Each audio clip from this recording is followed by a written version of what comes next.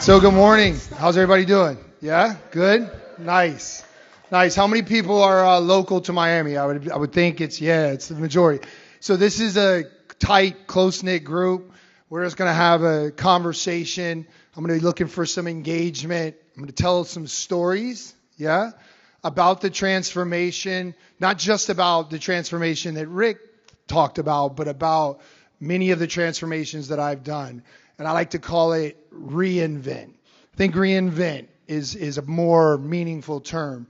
So before I jump into it, I'll introduce myself a little bit. I've seen a lot of familiar faces. It's good to see folks that I haven't seen in a long time, especially in person. But I am Jay Smith. I'm the CTO of Verizon Value. At a high level, I've been in industry, all tech, my whole career, in industry for 25 years, 15 years as an executive, and the last 10 as CIO or CTO for a range of different size companies, from small private to large public. And so I'm super honored to be able to help kick this event off.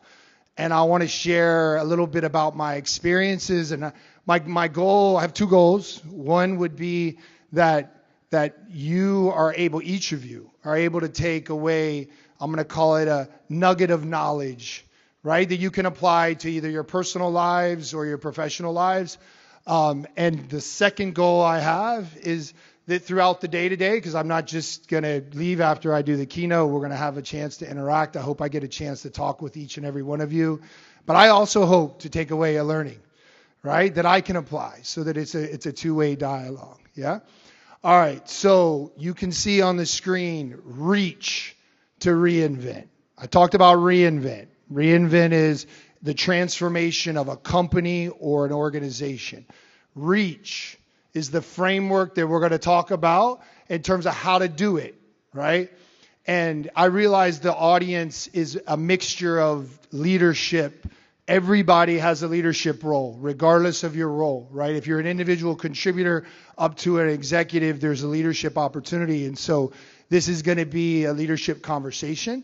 And I'm going to use the reach framework to discuss it. All right? Let's see if I can make it go to the next slide. I'm a CTO. I should be able to do that. Yeah, cool. All right. So let me ask the question. How many people have been or are at a company that needs to transform? I see a lot of hands. I would say it's every company, because if you're not evolving, if you're not changing, then you're going backwards. There's a phrase that I can't claim it, but I like to use it.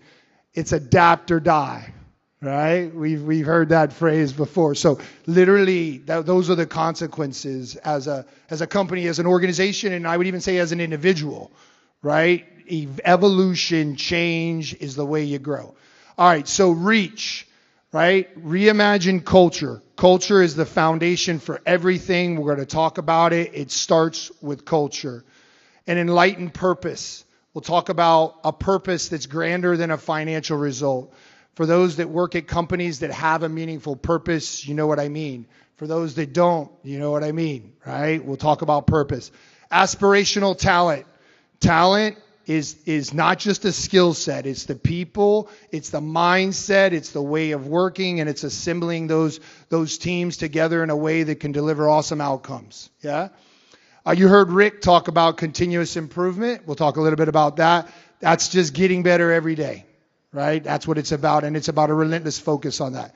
And then the last one, this is the sexy one, and everybody kind of wants to jump to, hey, I get this question all the time. Hey, how do I innovate? How do I innovate at scale? Well, you got to do the first four first, right? You got to have a culture. You got to have a meaningful purpose. You got to have aspirational talent, and you need to have a continuous improvement mindset. Then you have the fertile ground that allows you to innovate. And I use the word honor innovation because it's not just about like a think tank and people coming up with ideas with long hair and right doing nothing but thinking about ideas. It's also about a disciplined approach to innovation. And I'll talk more about that. So reach is the framework. All right. Now, how we're going to have the conversation. I hope you enjoy this. And if you don't, give me feedback. If you do, give me feedback, right? We're going to talk about the reach framework in a collection of stories and through a collection of images. Yeah? And those images, I hope, resonate with you. I hope you'll remember them. And I hope you'll remember the stories that I tell to help make the topic more real and more relevant. All right? You guys ready to jump in? Yeah? All right, let's do it. Okay. Reimagining culture. The thing that is most important as you digest this image is serving. Leadership is about serving, and culture is about serving. And as leaders, and again, every one of us is leaders, it's about serving. It's about being there for the people that we're responsible for, the people that we care for, not the people that work for us, right? And I think that mindset is important. And so leadership is about serving, and serving is about leadership. It's a key attribute to how we make things happen. Quick story, right? Rick and Regina were there. We're in the middle of an Agile transformation. And we see probably, I would say, 50 plus Agile teams. We're just starting to scale. The Agile teams are going through their retrospectives. They're going through the PI planning, the showcases, etc. And the executive team that I happened to be on at the time participated in many of those sessions, particularly the quarterly showcases and the PI planning. And what happened was the executive team learned from the Agile teams. And we started operating in an Agile fashion. We as an executive team had retrospectives. We had working agreements. We had candid conversations about what we needed to do to walk the walk. Because if we're not walking the walk at the leadership level, then how can we ask other people to do it? You lose credibility, right? And so the way we radiated that to the organization was, thank you, Agile teams, for teaching us as the executives how to show up every day. Yeah? So that's servant leadership. All right, next. I can digest this image and tell me this may not be readily apparent what we're trying to say here. Right? There's a reason why valuing hierarchies is gray. And there's a reason why valuing people is colorful and vibrant. Because it's not about hierarchies. Right? There's a saying that I like to use a lot, which is check the titles at the door. It's not about titles. It's not about hierarchy. It's about people, and it's about creating an environment for people to flourish. If I had to tell you the number one leadership responsibility, again, at every level, certainly more at the executive level, our job, we own culture, and our job is to create an environment for every single person as their true, authentic selves to be able to flourish and produce their best results. Yeah? That's what, if I had to describe culture in one sentence, that's what it would be. So I want to give a quick story here. So I hired a very sharp female leader several years ago, and she had been on board a couple of months.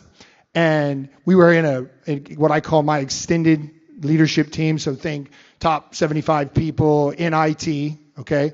And we were having a healthy debate around a customer problem we needed to solve. And I had an idea. I'm the most senior person in the room, okay? I had an idea. I thought it was a really good idea, by the way. And so this female leader raises her hand and says, you know what, Jay, I hate that idea. That was the quote. I hate that idea. And here's why, and she articulated why. And so what I did was I paused the conversation, and I looked around the room at each individual in the room, and I said, I'd like everybody just to acknowledge and understand what just happened, right? There was someone in our group that had the courage to raise an objection to something I said, right? And that ties to hierarchy, right? Because it didn't matter that I was the CIO. And so I applauded her for it. I thanked her for it. And then I said, hey, the obligation now we all have, not just a request, but an obligation, is to show up that way, right? And my commitment and our commitment as leaders is to respond the right way and know that we don't have all the answers, right? I'm not the smartest person in the room. I can tell you that for sure. I try to surround myself with smart people. That's in order to get the best outcomes. So that's valuing people over hierarchy, all right? One more on culture.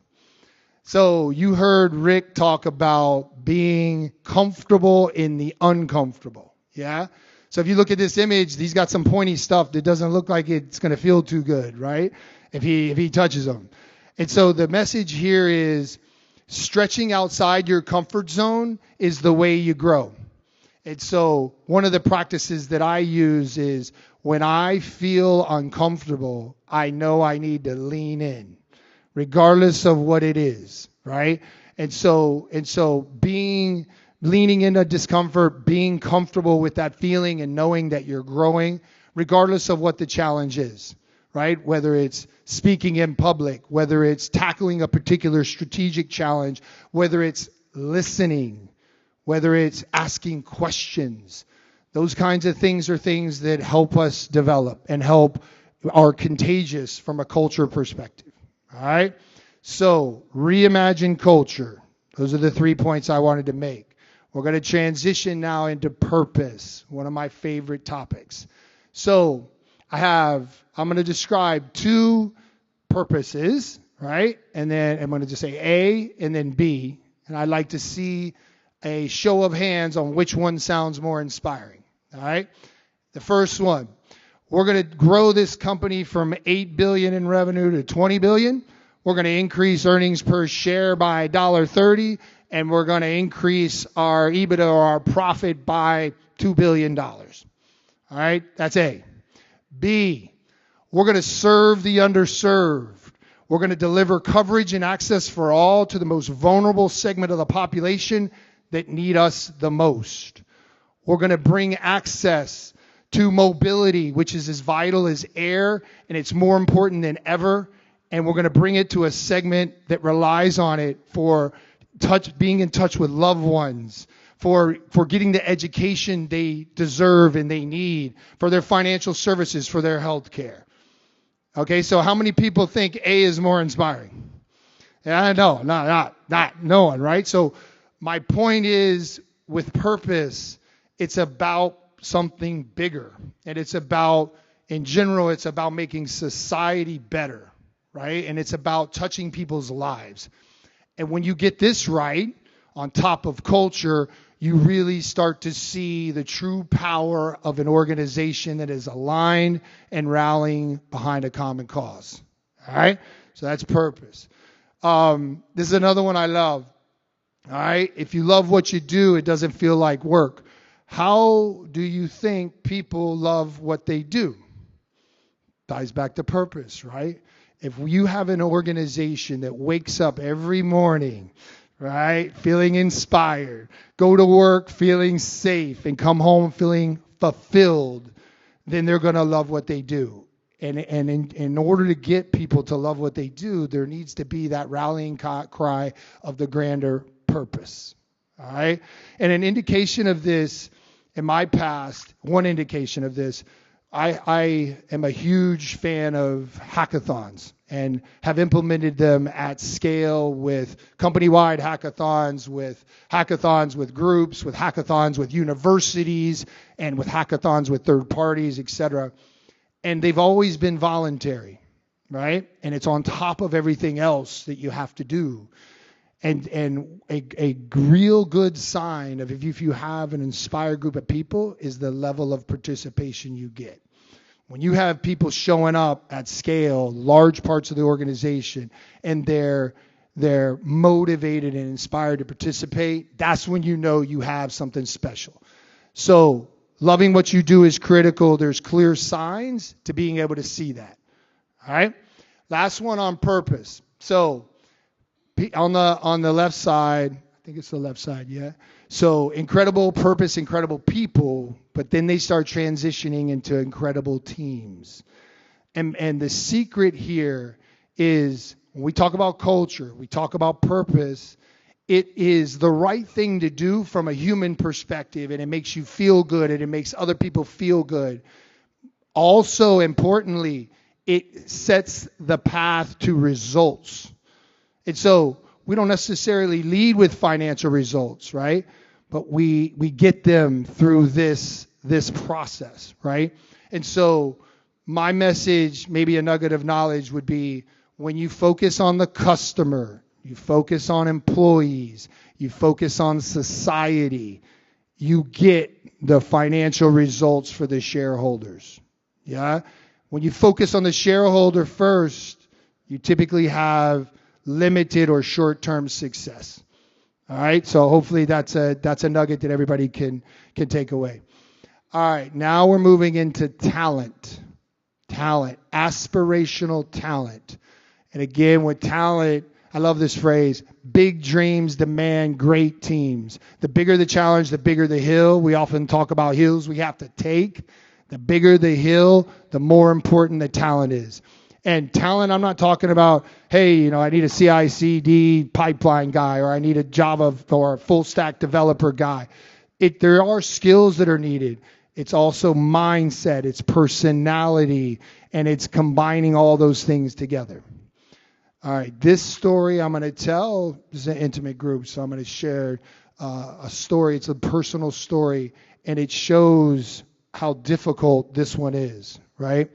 So October 2018, I was a CIO at a previous company. I had made a number of leadership changes. And by the way, when you have to change leadership or change people, that's a lonely road as a leader. That's a lonely place to be because it's serious, right? And you're impacting people's lives. So I had to do that. It was the right thing to do. It was a business decision, and I was comfortable with it. What I didn't realize was the resistance I was going to get. And I call this villain before hero, okay? And I'm using the word villain intentionally. So October 2018, I had made these changes. It was several weeks after the changes. I walk into my office. I see this very kind of unique letter on my desk. And it had cutouts from the magazines and or newspapers. So it was like murder mystery back when people wanted to disguise their handwriting. I'm like, what the heck is this? So I opened the letter. And what was in the letter was not good. What was in the letter was an explicit threat on me and my family. Okay? It had my family's names, my boys' names. It had places that we frequented often. And my emotions, my heart was pounding. I was thinking that it wasn't worth it. How could I possibly have jeopardized my family? It just didn't make sense. So I allowed myself to have that emotional response. It was probably one of the most emotional times in my career. Talked it over with my company and with the family and my wife, and I decided to persevere. Okay? That was October of 2018. November of 2019, so now we're transitioning. I was in my office. I remember it vividly. I got a knock on the door from an individual contributor that I had worked with somewhat, but not often. And he came into me. He said, "Hey, Jay, do you have a few minutes?" And I was like, "Sure. How can I help?" And he went on to tell me that in the beginning, and he just flat out told me like this, in the beginning, Jay, I didn't believe your vision. I didn't believe in you. I didn't believe in what you were trying to do as a company. Now I want to tell you thank you for all of the work that you and the team have done to really impact my life for the better personally and professionally. And so hearing that second one made all the work from the prior challenges worth it. And I would tell you, when you hear that kind of conversation from someone and it's genuine and authentic, there's no better, more satisfying reward than that. And I would tell you it's greater than any monetary reward, and that's why I wake up every day and lead like I do, is to get that kind of reaction because you're touching people's lives. All right, so big dreams demand great teams, and building and assembling great teams is not easy. It's not impossible, but it's not easy. So remember, when you're a change agent, there's going to be resistance. Maybe not always as extreme, hopefully, not always as extreme as what I experienced, but be ready for it. And I misjudged that entirely, and I had to react to it, right? And so I wanted to share that learning, yeah? Thank you. All right, so diversity, right? Diversity. And I think about diversity in terms of what I call capital D and lowercase d. Capital D is the normal things you would hear about diversity: gender, age, ethnicity, race, those kinds of things, which are critical. And then also lowercase d, which is more experiences, knowledge, personality. Diversity is a competitive advantage, right? Some people may not realize that. It's the right thing to do, right? Like I spoke about before, having an environment for everyone, regardless of your walk of life, regardless of your beliefs, everyone should be able to show up as their authentic selves and produce their best results. It's also a competitive advantage, right? And so when you have a diverse team together, they're going to come up with better solutions. They're going to create better outcomes because they're bringing different perspectives to the table. And so diversity is key, and I would encourage everyone not just to do it because it's the right thing. It is the right thing. Also because it creates better outcomes. Yeah? So diversity.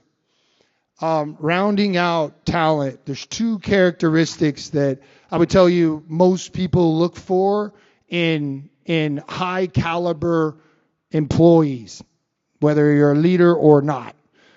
Curiosity, the relentless focus on learning.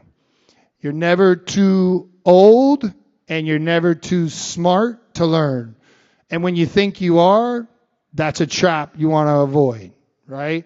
And so one of the things that tenacious curiosity, really, really important. And then humility. And humility goes along with vulnerability, right? Quick story on this one. So you heard Rick and Andreas mention that we do retros as a leadership team. We do them as an executive team, and then most of my peers today and my peers historically have done it with their leadership team. I got some direct feedback, right? Got some direct feedback, and I'm going to share it with you. Jay, sometimes your expectations are unreasonable. And hey, Jay, you know what? Sometimes no matter what we do, we feel like it's not good enough. So that hit me like a ton of bricks. I was like, whoa. Certainly that wasn't my intention, right? But the impact that I was having was not what I intended. And we often talk about impact and intention. A lot of times the impact is not what you intended. And so in this case it was. So I thanked the group for their feedback, and I was proud that we had a high trusting environment when I would get that feedback. And then I made adjustments. And the adjustments were more, we already celebrated our accomplishments, but I focused more on ensuring that every step along the way as we continued to improve and deliver, that there was celebration and recognition. And that although we're always going to look to the next hill, we're going to look to the next hill recognizing the hills we just took, right? And so the reason I tell that story is that you, as a leader and as an individual, you need to be humble, right? And you need to be vulnerable enough to admit when you've made a mistake. We all have blind spots, right? Anybody not have a blind spot? Say if you raise your hand, you might not be self-aware, right? So I have them. And I think the key is being humble enough to acknowledge them. I told that story at a town hall with 1,000 people. And the effect that had was everybody knew it was okay. Everybody knew it was contagious, that you can talk about where you fail. You can talk about where you need to learn and grow. And that's healthy. But to pretend we all don't have blind spots or to be defensive is not the right way to go. So that is the curiosity, humility, and growth. All right? All right. Now we're moving into continuous improvement. You heard Rick and Regina talk about this. I love this quote. Change is scary. The status quo is deadly. Again, back to this adapt or die. Status quo is deadly. Okay, and so this is a fun story. Yeah. So we created a team called KSR, right? And it was the acronym is Kill Stupid Rules. All right. And we even took it a step further where we had KSR agents that that we use to kill the stupid rules. And those agents, we used the 007 James Bond theme. And then we celebrated every stupid rule that was created. You know the best sign of a stupid rule? If you ask why you're doing something a certain way and you get the answer of, hey, we've always done it that way. That's probably a stupid rule, right? So at the end, we killed several hundred rules, and most of them had to do with unnecessary approvals, right? Approvals that weren't close enough to the work by executives that had no clue, right? Or processes that really weren't even needed. And processes that weren't needed that spoke to a lack of trust. I'll give you an example. Time card punching. That's archaic, right? So we killed so many stupid rules, and we had fun with it, and we challenged and changed the status quo. Yeah? All right. I love this one too. I keep saying I love all these. So the reason I like this one is I think it's more abstract. And a cool thing with these images is it's about what it means to you personally. And it's about the story you tell, right? And so the interpretation that I have, that I've shared with my teams, the fire-breathing dragon, that represents the challenge, the obstacle, whatever it may be. The pixie dust, that represents the determination of the team, the attitude of the team, the way of working of the team. And the pixie dust, if you look closely at that image, the eyes of the dragon are hearts. So the pixie dust is having an impact, right? And so my message here would be, in the midst of adversity, you have a choice. You could choose to be a victim, you can choose to be discouraged, or you can choose to take ownership and control of what you can control, right? And look at the situation from a learning and a growth perspective, all right? Continuous improvement, last one, is the juice worth the squeeze. So is the juice worth the squeeze? This means, are we spending time on things that are going to have the greatest impact? And I would even add to it that, are we spending time on the smallest things that have the greatest impact?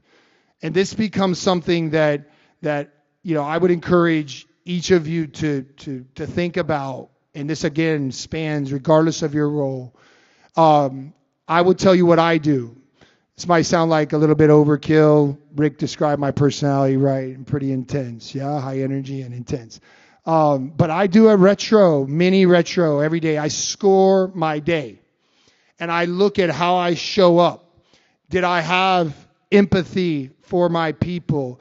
Did I think about the customer first? Did I actively listen? Did I inspire and motivate? Did I ask questions instead of giving direction? Yeah? And if the answer is yes, I get a high score. If the answer is no, I get a low score. And guess what? I always don't get high scores, right? Back to that blind spot scenario. Everyone has bad days, and everyone has blind spots. The key here also is not to dwell on it, right? Assess, learn, improve, move on. Yeah? And so this needs to be done in the right way to keep it constructive and positive. Yeah? All right. Now we're moving to innovation. This is the sexy one, right?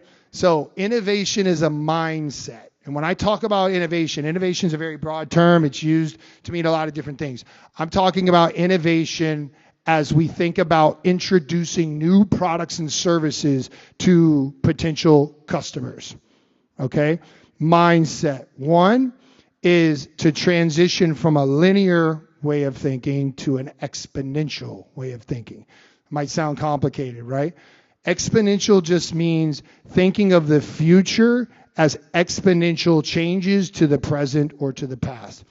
With technology advancing, and we all have, I believe most of us, if not all of us, are in the tech space in some form or fashion, because tech is disrupting every industry everywhere. And the tech disruption is only accelerating. So when you think about innovation, think about how whether it's 5G, whether it's cloud, whether it's edge computing, whether it's artificial intelligence, whether it's machine learning, whatever it is, what are the business models that can be enabled and exponentially enabled through those technologies? The other mindset piece of this is what not to do. How many people have read The Innovator's Dilemma by Clayton Christensen? Yeah? Anybody? All right, so real quick summary. Large companies that are successful most do, fall into the trap of complacency. They take less risk. They get satisfied with their success. Guess what happens? They don't adapt. So guess what happens? They die. Blockbuster, Kodak, you name it, right? So the perspective of constantly evolving. I'll give you a term that we coined in a previous life. Large company, again, I'll use the revenue, which was $8 billion in revenue. And so what we communicated to the team is this is an $8 billion startup. We happen to have the benefit of a massive revenue stream, and in this case, over 20 million subscribers, but we're a startup. And the reason we use those words is it's an entrepreneurial spirit, right? It's a hunger, it's an ambition, and it's a drive. Anybody that's been in a startup knows there's times where if you don't launch a product, you might not pay payroll. You don't get more hungry than that. And so that's what we were tapping into, is that drive. All right, so that's honoring innovation. The next one, all right, good ideas don't care who they came from. How many people have worked in an organization where the ideas they got worked on were the ideas from the executives? Yeah, exactly. And I can predict, I'm going to predict, what I bet happened. Those ideas weren't the best ideas. And those ideas didn't produce the best results, and they weren't necessarily desirable to customers. And so this one is about democratizing ideation, right? And again, through hackathons or other avenues, engaging as many people as you can in the ideation process, because you're crowdsourcing great ideas from different perspectives, yeah? And not caring about where they came from. And again, this starts with the executive team being comfortable with that, which is where, we had to have, in many cases, you probably have had to have some hard conversations about that, right? So, democratized innovation. And now the last one, and I'm going to kind of tie it all together here. The bottom man, that's the x-axis. I'm an engineer, all right? So the x-axis, connecting with each other. That's culture, purpose, talent, right? And then that gives you the ability to connect with customers. And there's a scientific way to do this. Ethnography, empathizing with customers, listening to customers, experimenting with low-cost, prototypes before you bet the farm. That's why when I use the word disciplined innovation, it's not just thinking of great ideas. It's thinking of great ideas, it's prototyping them with low investment, and then it's gradually increasing the investment as the risk reduces. The risk is this really going to resonate with customers? Yeah? And so there's a lot more. I could talk about an hour for innovation, but connecting with customers, getting out of the office, and really pressure testing your ideas is a critical component. All right? All right. So in summary, reach, right? A framework, reimagined culture, enlightened purpose, aspirational talent, continuous improvement, and honoring innovation. When you do those things well, this would be another example. If you have teams showing up on a daily basis thinking they can change the world, I don't think there's anything better. Right? That is being inspired. That is being confident. That is being audacious. One of the things that I personally have as a bar that I look to achieve is inspiring teams to achieve the impossible. So when I hear something is impossible, my ears perk up and I lean in and I get very interested. That's a super high bar. It's a very high expectation. I'm still trying to get there, right? But I'm always working to get better. 1% better every day. This is an important one. 1% better every day. Do the math. It compounds a lot. So it also doesn't mean you have to boil the ocean and solve all this in one day. There's a macro kind of objective and message, but there's also the reality of start and improve. All right? And my final message here is going to be an ask. I told a collection of stories associated with a collection of images that mean something to me and to the teams and organization that I lead. I'd ask each of you to think about your stories. You have stories, right? You've all been through experiences that others could learn from. And so cultivate and nurture those stories, and most importantly, tell the stories. There's a reason why we communicate through stories. Anyone want to take a guess? People remember them, right? And so that would be my ask. Think about it. And I want to show you one visual example that will tie in the stories. So this is a culture tile. So all the images I showed you are also culture tiles. This is a physical representation. I've used these in my past to help communicate beliefs. Guess what this one says? Your legacy is your responsibility. So think about how you want to be remembered as a person, as a human, and as a professional. And work every day to be as the best you can. And tell the stories that are meaningful to you, to others, so they can learn. Yeah? So with that, I want to say thank you to everybody. I'm very happy to help have kicked this initiative off. I hope you got a couple knowledge nuggets, and I'm looking for mine, so be ready for me to come find you. All right, thank you. Woo! Jay, do you want to handle any questions? All right. We probably just have a few questions now. So if anybody has a question, I'm going to only handle two. So I see the first hand here, and that's the one I'm going to go for. So I don't know, this is going to be an obstacle for me. You are good. Yes, go for it. Get up. You look like the strong female leader that I hired, so I'm nervous. We're from Philadelphia, so we're loud. All right. So, okay, I'll use it. Good morning. So first, my name is Sharice. I travel from Philadelphia, Pennsylvania. So thank you for your time this morning. I know, Philly. Thank you for coming. Yeah, I know. Poor us for losing the Super Bowl. But anyway, I wanted to ask you about the story that you told. I wanted to know, what inspired you what about the company inspired you to persevere after such a serious, threat was made to your life and your family's life? Because just being human, I can think of a plethora of times in my career where I wanted to give up and there were less serious, circumstances involved. So I just wanted to know what about that. It's a really good question. Two things: how the company responded with additional, security and other things to make me feel comfortable, and my conversation with my wife and my family about the situation. And so those were the two primary things. I ended up concluding that although there was some risk, it was manageable, and the challenge that we had in front of us to tame toxicity and go from toxic to world class was really something that I wanted to achieve. I didn't want to achieve it at the expense of my family. And I got comfortable with I could balance those two things and still persevere. Hopefully that answers your question. Yeah. Awesome. So I think one more right here. Sorry. You guys got to raise your hand very quickly. Rick's running the mic.